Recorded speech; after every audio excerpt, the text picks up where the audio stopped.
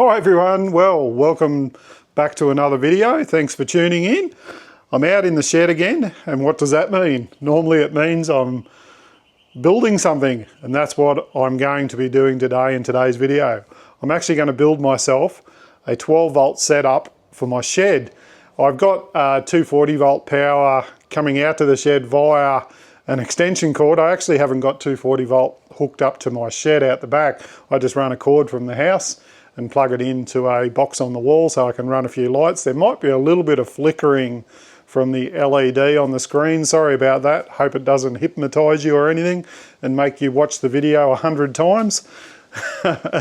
But what I want to do is, because of all the stuff I've done over the years, I've accumulated quite a few extra 12 volt products, either from previous builds, upgrading, changing things, and doing other things with certain stuff I've had. I've had, you know, the teardrop, the dot camper trailer, and now I've got Dixie. Changed the FJ around, so I have changed around quite a few 12 volt setups in my time.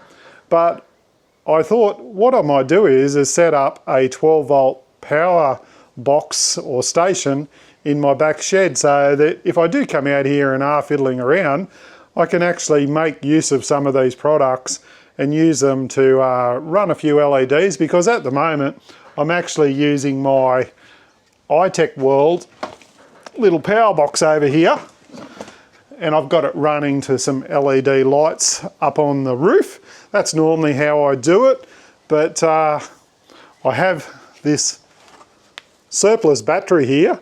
Now this is a 130 amp hour lithium battery. It's just a spare one I've got here. Thanks to companies sending me out a couple of other batteries, I've managed to accumulate a battery that I'm not particularly using in any format at the moment. Now, it's plenty big enough to put in the shed, set it up as a 12 volt system, but there's a few other components that I need.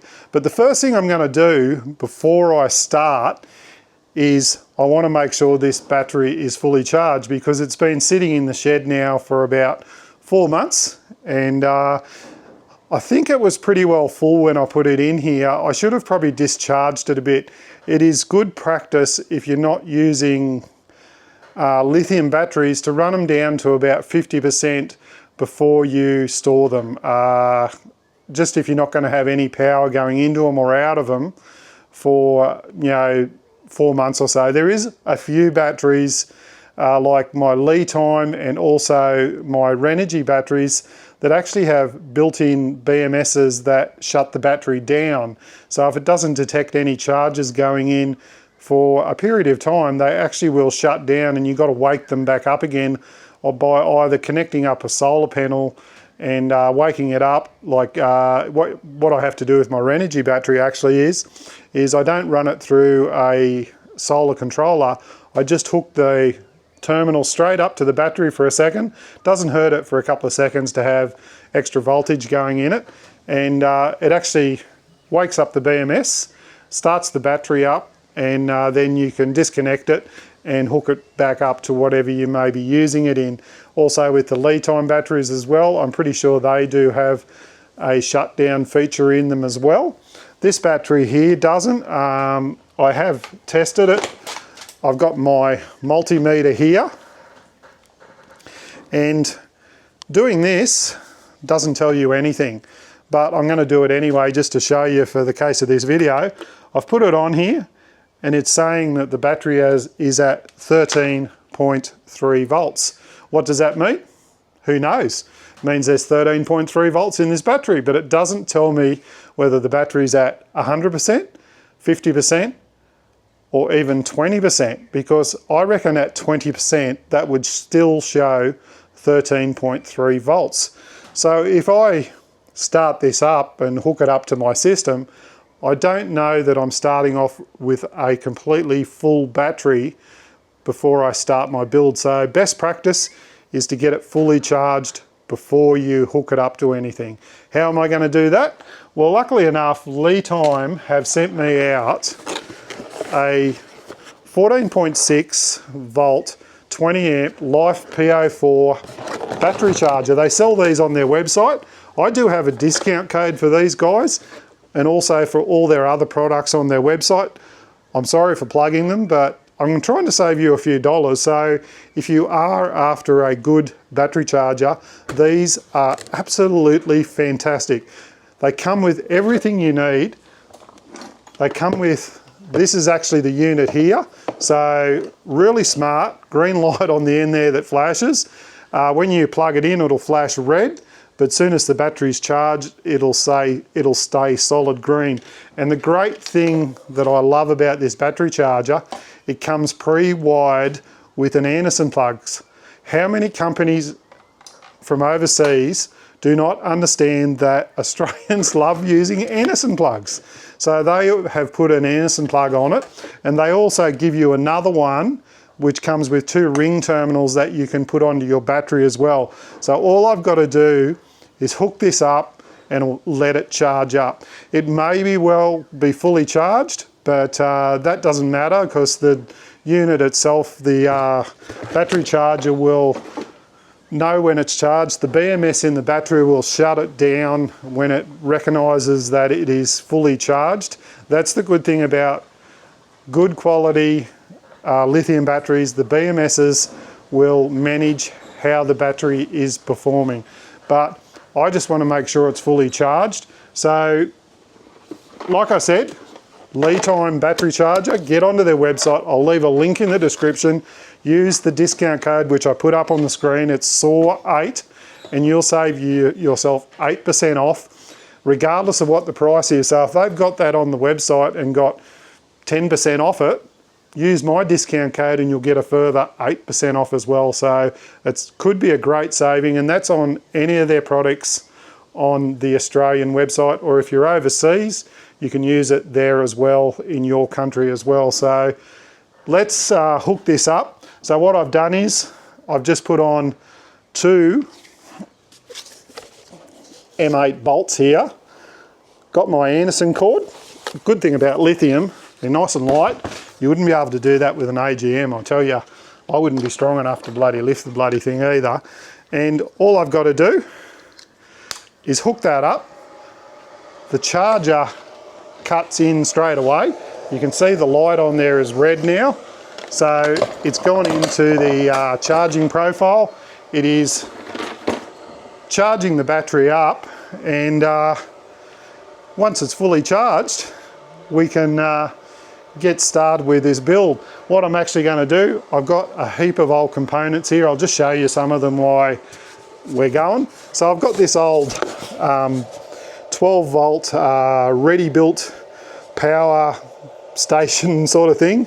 It's got a fuse box on it. I bought it from BCF years ago. I had it in the FJ, and that was one of my first builds I did in the FJ before I cottoned on to the Egon DC hub and used that for running all my 12 volt stuff. But this thing here, I've got to re-put the input into it. I actually took that out at one stage, but what you can do is I'll just run a cord through here and go to the inside of the box once I unscrew it, and then you've got Anderson out here. I've got another Anderson out here which goes to a step-up converter when I was running my Travel Buddy oven, which boosts the power up and keeps it at about 14 volts. And also I've got heaps of USBs, cigarette plugs, and I've got little toggle switches that I can turn them on and off. Fuse panel up there and a voltage here. Now, like I said, these little voltage things don't really mean much when you've got lithium batteries, but if you have an AGM battery that you're hooking this up to, definitely trust the voltage. I was talking to the gentleman over the road this morning, and he's just bought himself a little Pegram pop-up camper, and not knowing anything about 12 volt or anything in it, he didn't know what battery was in it. So I went over and had a look at it for him, and he had a 100 amp hour AGM battery in it.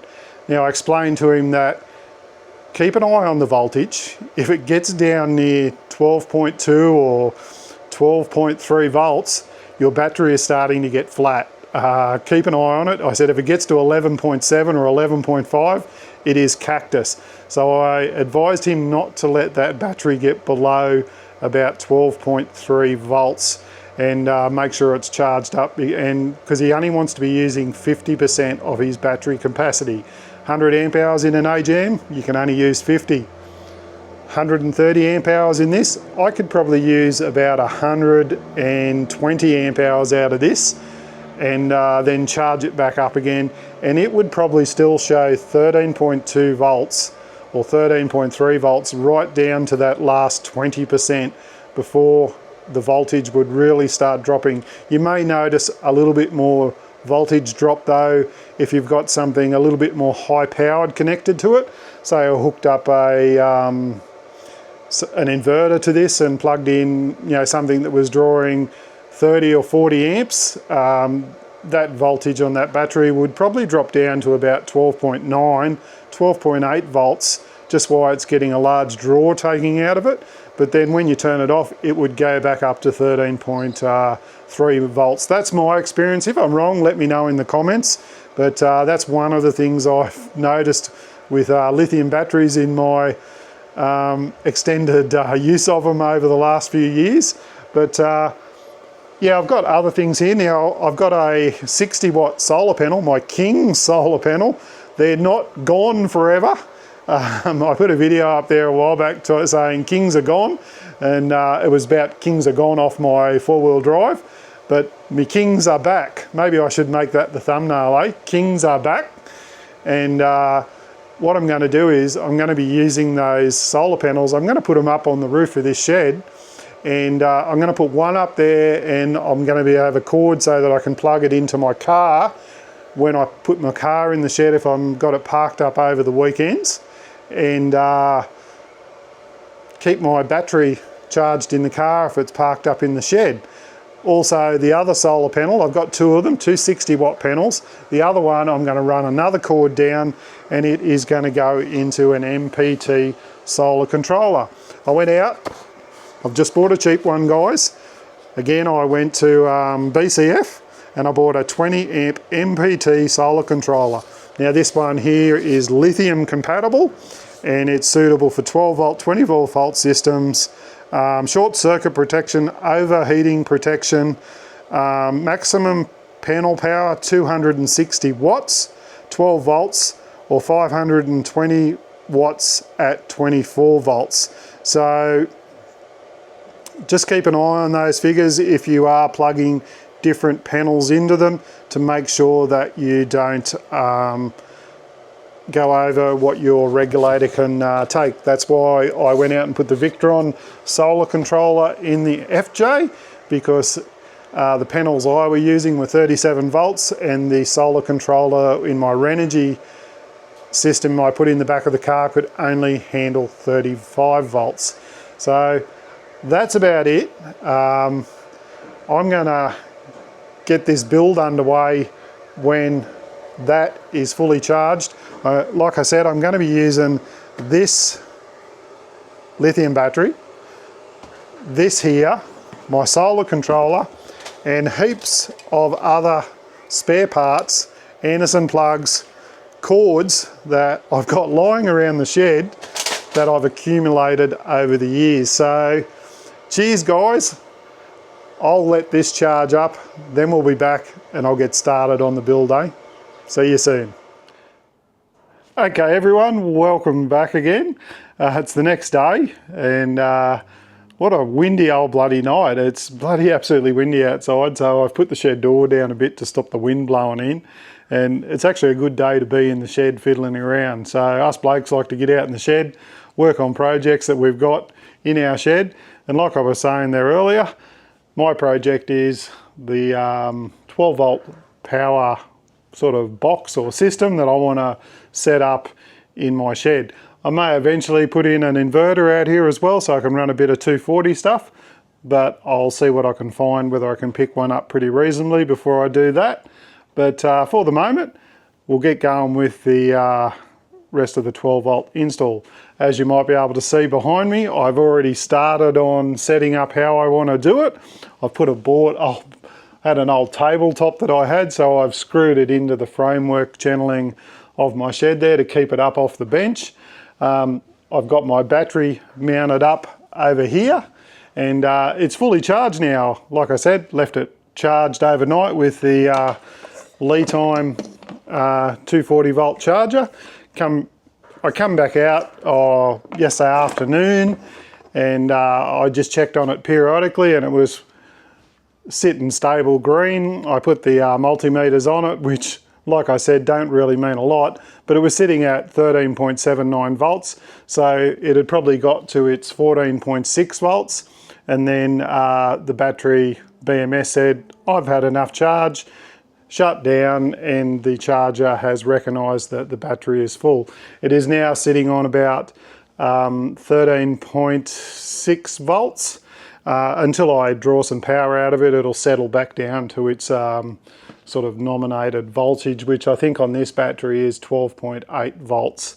So what's the next process? So I've got my MPT or MPPT, I keep saying MPT, but it's MPPT, solar controller mounted up there. That was the one that I got from BCF. And I've read through the instructions, so hopefully once I power this up, I can work out how to recognise it as a lithium battery. But as long as I follow those instructions and don't lose them, might watch a couple of YouTube videos as well, and do a bit of learning off there. That's how we all do it. Even us guys that do YouTube videos, we check out YouTube to find out how to do things. So I've opened up my little XTM box here, and I thought I might have had to run because I remember I had a wire running down through here when I had it in the FJ. Now I actually put that wire in, and when I took it out of the FJ I disconnected it, but I can actually power this through this Anderson plug right here, because it goes into the wiring in here. Fairly heavy cabling in this box too, and it's all fused on the inside there, so shouldn't have any dramas if something goes wrong. Fuse should blow. Most important thing you should do when you're doing anything like this, make sure you've got as many fuses as you can to make sure everything is protected. So my power from the battery will come to this. My power from the solar controller will go to the battery, and that should keep everything running. How am I going to manage all that and know what my battery is doing? Because in my car and in the caravan I have Bluetooth apps that I can connect to via Renogy Bluetooth app, and in the car I do it through my Victron solar controller. How am I going to do it on this? Well, luckily again I have another product that I purchased earlier on in my build, and it was another thing that I had in the FJ. I originally bought a 100 amp lithium battery. I won't mention the brand. I do have a video on it on my YouTube channel, but I had this Bluetooth BM Pro 100, I think it's 150 amp battery shunt. So this will connect up onto the terminals of the battery, and all the power, I'll have all the negatives on this side, and all the negatives on this side, and that will go to the negatives on the other side. So that will go to the negative on the XTM box over there. So as long as you do that, that one there goes onto the power thing, that one there gets screwed onto the negative terminal, and this goes to your other negative, which will be into this power box here. So I'll have this going to, I'll have the Anderson plug, I'll take this cord off, have one side of the negative going to this, and it'll go into the other side of that negative on the box there. So I'm going to do a little bit of wiring now, put this up on the wall, get everything set up there, and once I start hooking up the wiring, I'll show you what I've done, how I've connected it all up, so it gives you some idea of, if you want to do this yourself, how to go about it. But it's pretty simple once you've done it a few times, and there's always YouTube videos that you can get on and just have a bit of a look, or there's wiring diagrams that you can search on Google and stuff like that. So I'll get some of this mounted up, get all my cords made up, and then we'll go through and show you how we're going to actually wire this up and get it powered up. Cheers everyone, let's get into it. Okay everyone, I've got it just about all fitted out. I've got all the wiring run through to where I want it. I've made some of the connections. I'm going to go through it with you, but some of the connections I haven't hooked up. I haven't hooked up the negatives yet. I haven't hooked up the solar yet, but I've got everything else mounted. So let's have a look at it. We'll bring the camera over here. So there we go there. Lithium battery. I've put on my BM Pro shunt there. Now this is Bluetooth compatible. Now I have got that hooked up because when you hook it up to the negative here, you can see the green light flashing there. You run the positive over to here and that fires that up. And I just downloaded the app again. I did have it once before. So I'll just show you on my phone there. Just go to battery check and it comes straight up. Battery's at 100%, 13.7 volts. And I'm pretty sure that's what I said earlier when I finished charging it with the lithium battery charger. So it also gives you the temperature of the battery, tells you how many amps are going out. Nothing at the moment because nothing's hooked up. State of health. So I just had to go into settings. Wait a sec. And I just went into settings, set the capacity of the battery, 135 amp hours, 10% reserve, and life PO4, and just click save. So pretty simple unit to use, but does the job, and at least it'll give me an accurate figure now if I want to just come out here with my phone and check and see how the battery is holding up. So I've got all my positive connections here. These two cords here, they're running up through the roof of the shed. I'll show you out there in a minute to the solar panel. I haven't hooked those up yet. Now I've got a little bit of slack on all these cords. I want to get some more of these clips. Haven't got enough of them to just tie all these back. I'll do that, and I want to put a little bit of something around those wires up there, so if they're blowing a bit in the wind, the bit of metal or anything up there doesn't cut through them and cause a short. But I've got the solar controller mounted over here, done all my connections. So I've got these two solar cords here going into here, positive, negative, pretty simple guys. And I tell you what, I love these fittings. These are the same fittings that are on the Egon DC hub. You just strip the wire, and it does take a fairly heavy duty wire too. Poke it up in the hole, tighten the screw up. I've done the positive and the negative for the battery. Now, I had a bit of length of black wire left, so what I've done is I've wrapped a bit of red tape around each end of that black wire to represent that it's a positive wire, and the other negative one is going down the back there somewhere at the moment because I've got to hook them up to here. As soon as I hook those up, this will all become live. And I've got my power box over here, so I've just run an Edison cord into there like I said earlier. So if I want to disconnect this at any time, just got to pull that out and that'll cut power to this. So plenty of cigarette lighter plugs. I do have a voltage meter there, but like I said, they are pretty useless with lithium batteries. If you've got an AGM, yes, you need it. And I've also got my old step-up converter for my Travel Buddy oven. So I could plug that in and heat up some pies out in the shed here if I really wanted to, if I was out here working during the day. But yeah, so, and I may in the future look at putting an inverter in here as well. So if I want to run, because this, you can draw, I think out of this, you can draw up to 100 amps at a time.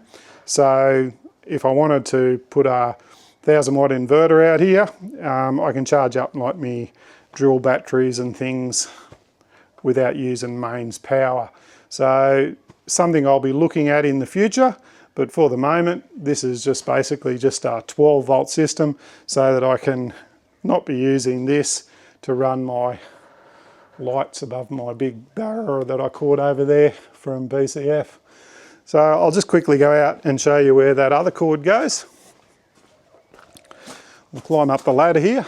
I'll hold on one hand with this and one hand with the camera. So I've got my 60 watt solar panel up here, and just screwed it down to the roof with the brackets that I had when I had it on the car. And I've got the wires just here, haven't plugged them in. I've got one Anderson on there, another Anderson on there, and got it running over under the shed. I have to clean the gutters out, all these gum trees, dropping stuff on the roof. But before I do that, I'm going to hook up those negatives, get that done, and fire it up. So I'll set the camera up, hook that up, and we'll see what happens, eh? Cheers. Okay, let's get this hooked up. So I've just got to find my spanner, my bolt. I had one casualty too when I was doing this build. My bloody wire stripper's snapped in half, so I'll have to buy a new set of those. Lucky I got my Leatherman's here, and I do have a good set of wire strippers as well, so wasn't any real drama. So we'll find these two positives. So I've got one from the unit here to charge the battery from the solars, and one that's got to go to the other little 12 volt box over there. Now I have got to put a fuse on the solar cord there. That's why I've left a little bit longer cord there.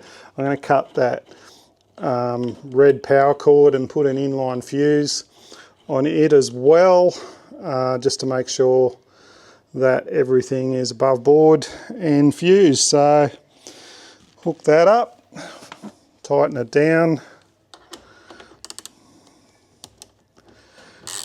Most important to make sure your connections are nice and tight, or tight enough that they're not going to work their way loose. Not so much here, but if you're in a vehicle or something like that, you have the potential for things to overheat and arc out. So I can see my solar controller has come alive. There's nothing going in. I've got to set up the battery, hook up the panels, all that sort of thing, and go through the menu and work out how to set it to a lithium charge profile. So I'll just quickly fold this camera up a bit, put that up there. So hopefully you can see there what it's doing. It's just come alive. Got all the wires on there, it's all green, and I have a 13.7 voltage in the display, which is what was on the app as well. So we'll pull these lights out. It might go a little bit darker for there for a second. We'll plug them into that. There you go there. We've got 12 volt power when needed. So all that is working fine. Just a matter of now of plugging in the solar. So I'm gonna go up, plug that in, then I'll come back. I'll get the display all set up because it's irrelevant whether you're using this XTM one or not. I did buy it at BCF, so if you are interested in one, head out to BCF. It's a 20 amp one, fairly big, but it looks pretty robust. So, okay guys, let's get this other solar hooked up. Okay guys, I've got it all done. It is all working. Unfortunately, I can't get any voltage out of the solar panels at the moment because the shade is behind, the sun is behind the trees. In the morning it'll be fine. It'll put charge in the battery basically half the day, and then the sun goes around behind the trees here and around that way in the afternoon. So I don't get any sun on the solar panels in the afternoon, or late in the afternoon anyway. But yeah, no, it's all seems to be going good. The XTM 20 amp MPPT solar controller, really simple to set up. You just press the select button until you get your voltage, battery voltage up on the screen, hold down the enter button, and then you go through the different settings. Now this will charge 24 volt batteries as well, so you just got to make sure you select the right one. LP04 is 12 volt lithium, LP P08 is 24-volt lithium battery. So just make sure you read the instructions, otherwise I wouldn't have known that. Had to look through and just find out which is the right one. But it seems to be all working fine, except for the step-up converter. I remember I had trouble with it in the FJ. That's how long since I've used the Travel Buddy oven. Something's gone wrong with the little step-up converter, so I've just bypassed that and put a different plug on the end of it. Had to take the red one off the Travel Buddy and just put a grey one on so I can plug it straight into the power box. But there you go there, you can see it's come on. Battery voltage has dropped down to 13.2 now. This is probably chewing, for memory, around 7 amps. I'll just bring up the display thing on my phone and hold it up. So 100% still, 13.4 volts, and it is taking out 7.5 amps. So it wasn't far wrong.